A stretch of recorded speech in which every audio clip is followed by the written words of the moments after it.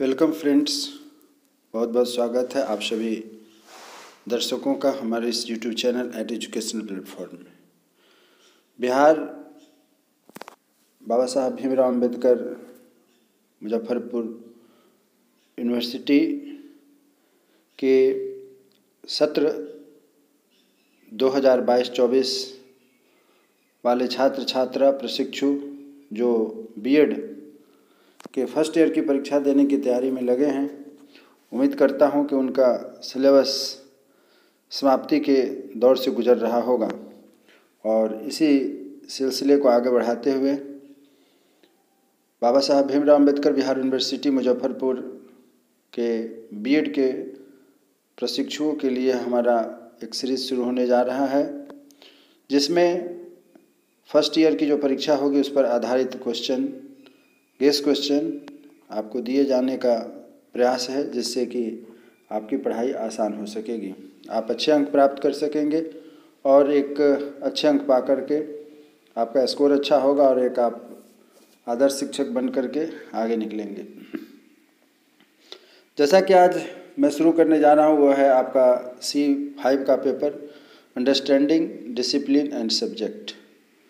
यह विषय C5 आपका 50 अंकों का होता है, जिसमें 40 की आप थ्योरी लिखते हैं और 10 नंबर आपके असाइनमेंट में होते हैं, तथा साथ ही साथ यह जो विषय C5 है अंडरस्टैंडिंग डिसिप्लिन एंड सब्जेक्ट, आपको जानकारी होनी चाहिए।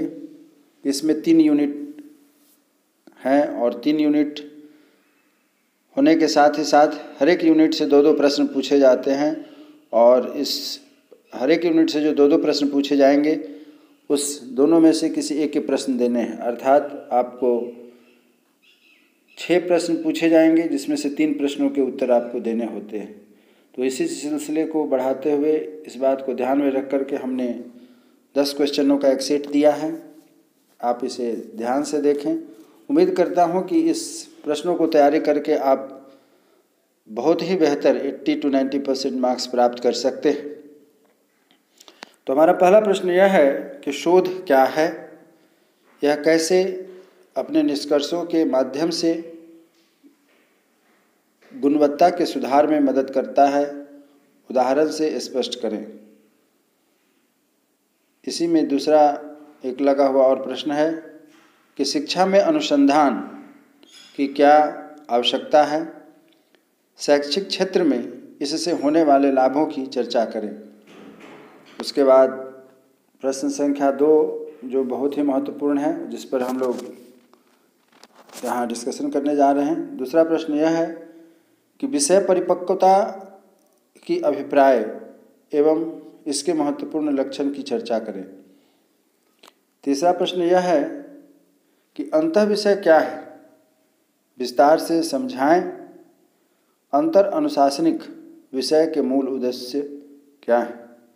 इसी से लगा हुआ एक और प्रश्न है जो इससे मिलता जुलता है। आप इस बात को देखकर कंफ्यूज ना हो कि यहाँ 2 क्वेश्चन दिया गया, क्वेश्चन एक ही है, पूछने के 2 तरीके हैं, इसीलिए यहाँ पर मैंने लिखा हुआ है। तो अंतः विषयक अध्ययन या अधिगम से आप क्या समझते हैं। विद्यालय स्तर पर अंतर विषयक अध्ययन के महत्व पर प्रकाश डालें। इसी प्रकार प्रश्न संख्या 4 जो है वो आपके पास इस प्रकार है कि विषयों या ज्ञान अनुशासनों के क्रमिक ऐतिहासिक विकास पर विस्तृत विचार प्रस्तुत करें। विस्तृत रूप से खूबियों एवं कमजोरियों को बताएं। ज्ञान अनुशासन को वर्गीकृत करने की आवश्यकता क्यों है। ये हो गए आपके कुल मिलाकर के 4 प्रश्न। यदि आप इन प्रश्नों को नोट करना चाहते हैं तो धीरे धीरे आराम से बिना स्किप किए हुए धीरे धीरे इन प्रश्नों को आप नोट कर सकते हैं। नोट करने के बाद आप इसे अपनी तैयारी में शामिल कर सकते हैं। वीडियो को आखिरी तक देखें, जिससे कि आपको इन सभी प्रश्नों को जानने का मौका मिलेगा और अधिक से अधिक अपने दोस्तों मित्रों के साथ इसे लाइक और शेयर करें, जिससे कि उन सभी छात्र छात्राओं प्रशिक्षुओं को इसका लाभ मिल सके। 4 प्रश्न होने के बाद अब हम आगे बढ़ते हैं। शेष कुछ प्रश्न और हैं जिस पर हम लोग चर्चा करेंगे। अगला प्रश्न है, 5वां प्रश्न यह है कि किसी विषय के अपने विशिष्ट पद होते हैं, ये विशिष्ट पद विषय के लिए क्यों जरूरी हैं। अगला प्रश्न है क्वेश्चन नंबर 6, समय रूप से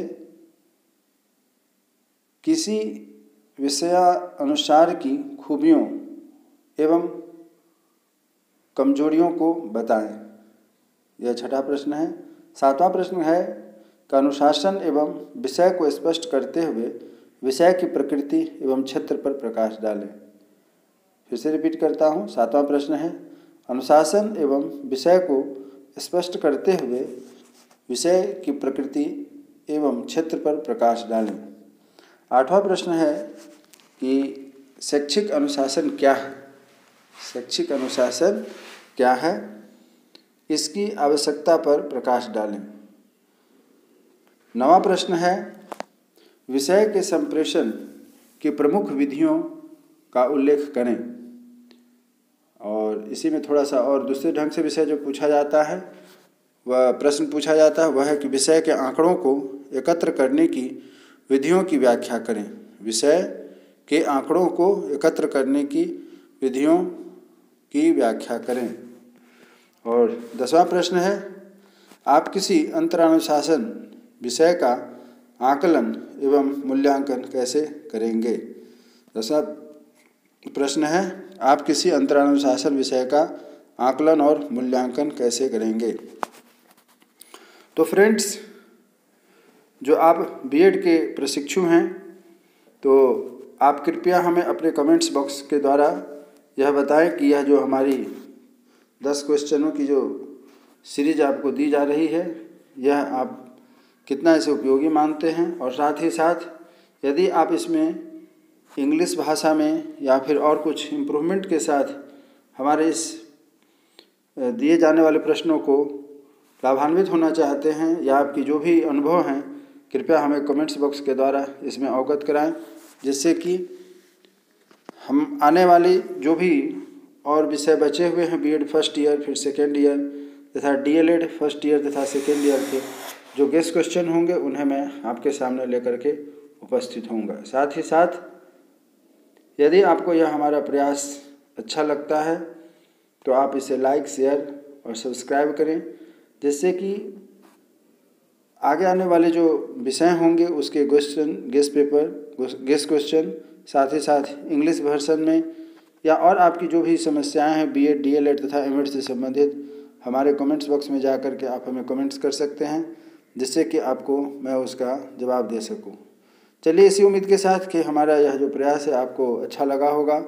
अच्छा लगे तो लाइक, शेयर, सब्सक्राइब करें, जिससे कि इससे रिलेटेड जो कुछ भी जानकारी हो आपके पास सबसे पहले पहुंच सके। तब तक के लिए मन लगाकर पढ़ें, स्वस्थ रहें तथा अपने दायित्व पर लगे रहें। तब तक के लिए जय हिंद, जय भारत।